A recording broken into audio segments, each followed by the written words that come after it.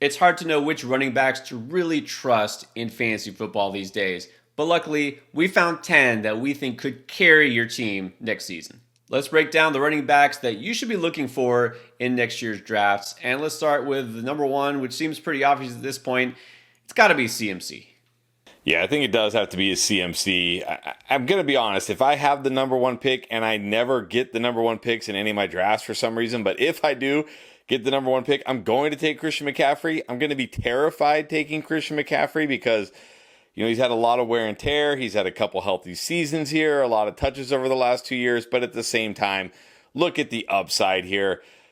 Checks every single box. Talented player, great situation, great offense, pass catcher. He does it all. I think you have to just take Christian McCaffrey as the number one running back. If he stays healthy, he's going to smash.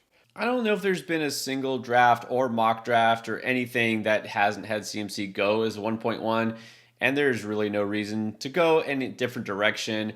He is the clear and obvious RB1, where I don't know that there's really a clear and obvious wide receiver number one coming into this season. And if so, is he really going to give you that massive advantage as CMC? No. So CMC is not only the number one pick, number one running back, he's in a tier of his own. But there are a couple other backs that are worth a first round pick, a very early pick. How early is up to you, but let's talk about your number two running back, Breece Hall. Yeah, I love Breece Hall coming into this year. I love Breece Hall coming out as a rookie. I was telling everybody this guy should be ranked in the top 5, and he was looking that way until he tore his ACL, and then last year mostly struggled. I know he came on down the stretch, but that was really because he was getting like 8 to 10 dump offs a game. We're going to see a fully healthy Breece Hall in what will hopefully be a fully healthy Jets offense. And I like what the Jets have done this offseason. I think the Jets are going to be sneaky good. So I think we see Breece Hall year 3, full potential, absolutely explode and carry teams to championships this year.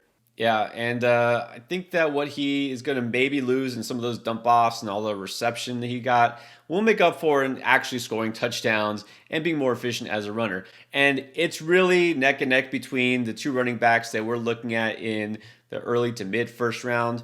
I have Bijan Robinson just barely ahead of Breece Hall, but I could go either way.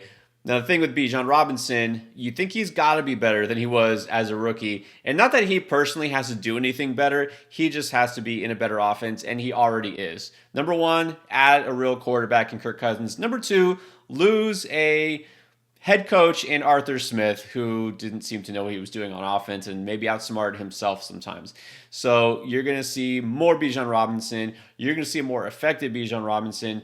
You're going to see what we really were wanting last year is an elite fantasy running back. And I'm totally fine taking Bijan as high as you want to go after the 1.1.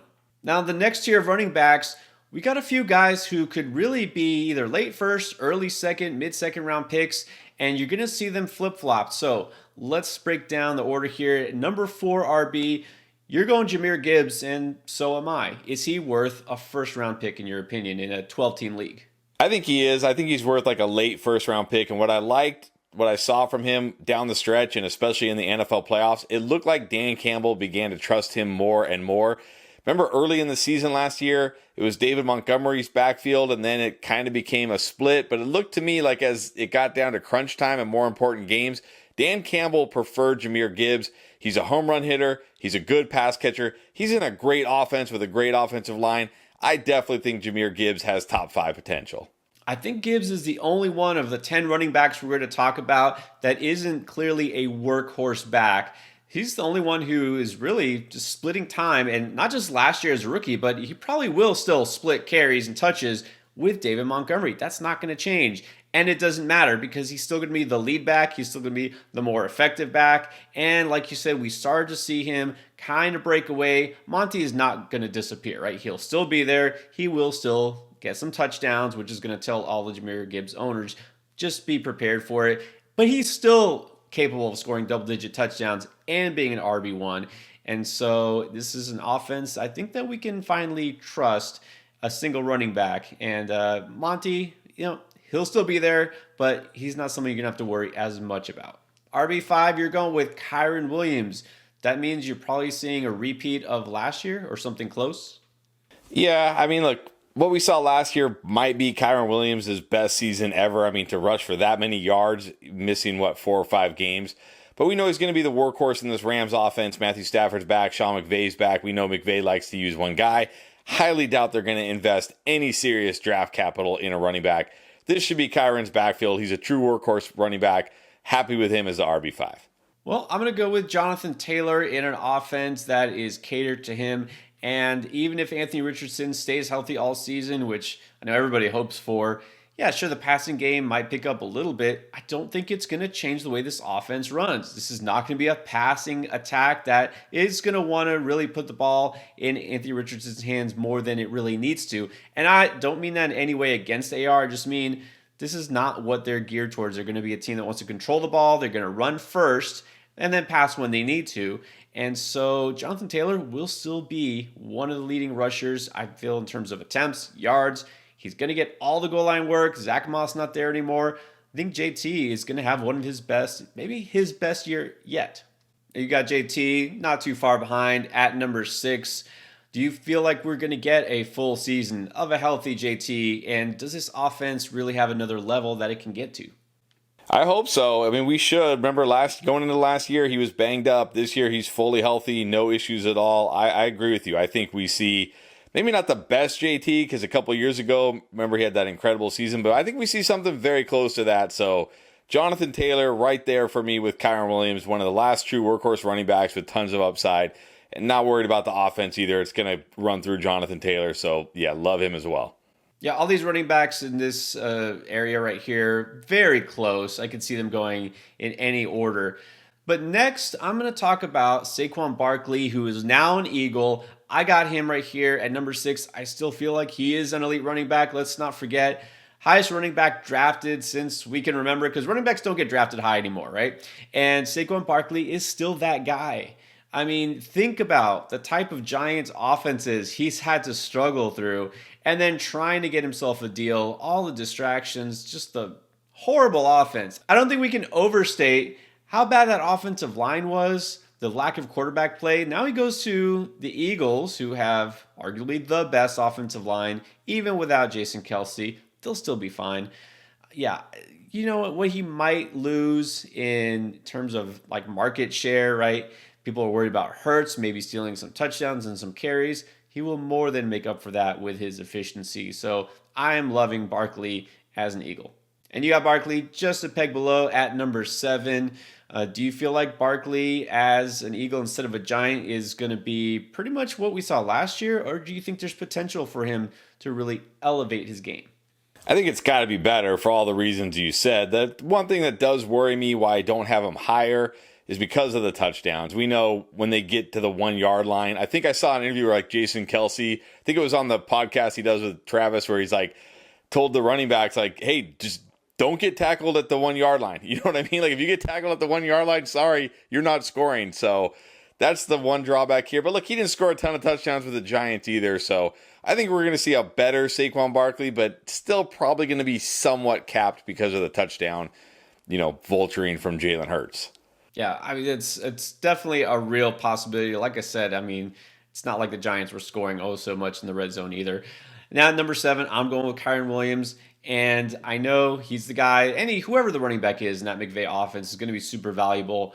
I've got to admit, there's a small part of me that worries that we see a little bit of regression from him, because we had not seen him do this before last year. And I know that's maybe not the best excuse, but you just got to wonder with Kyron Williams, is he going to replicate last year's numbers? But I still got him as a second round pick, so I'm not going to really say much against him. And then the next tier of running backs, we're going to talk about Devon Achane, but on your side, you got him number 8, a little higher than I have him. Yeah, this is a tough guy for me to rank. I know the upside is there, but also Mostert is back. He's small. He got banged up last year. He can always get banged up, but when I look at this range of running backs, I see a lot of guys that I feel very similarly about. But to me, Achane is the one guy who could separate himself with that, week winning type of upside. So I've got him at 8, but I also understand the risk here. Yeah, and that's my thing why you're actually not going to see Achane in my top 10 list, because I just want to be a little bit more risk averse in the early rounds. And I'm talking the first 3, 4 rounds, especially with running back, where almost every player is a risk, basically just from being a running back. I'm going to go with Josh Jacobs, who now seems like the boring old veteran, but he is absolutely going to get as many touches as he did with the Raiders. Now that he's a Packer, it's a pretty good offense. Definitely seems like an upgrade for him. He's going to catch all the passes. There's nobody behind him except for A.J. Dillon, who kind of seems like nobody these days. So, yeah, I'm coming around on Jacobs still being that guy. I just have a little bit of concerns how consistently and how much will Achane be that guy. Number 9, you got Jacobs. I feel like you still think he could be your RB1 if you're waiting to pull the trigger on your starting running back after the first 2 rounds. Absolutely. For every reason you just said, I think he's going to fill that Aaron Jones role, which we know is the more valuable role here.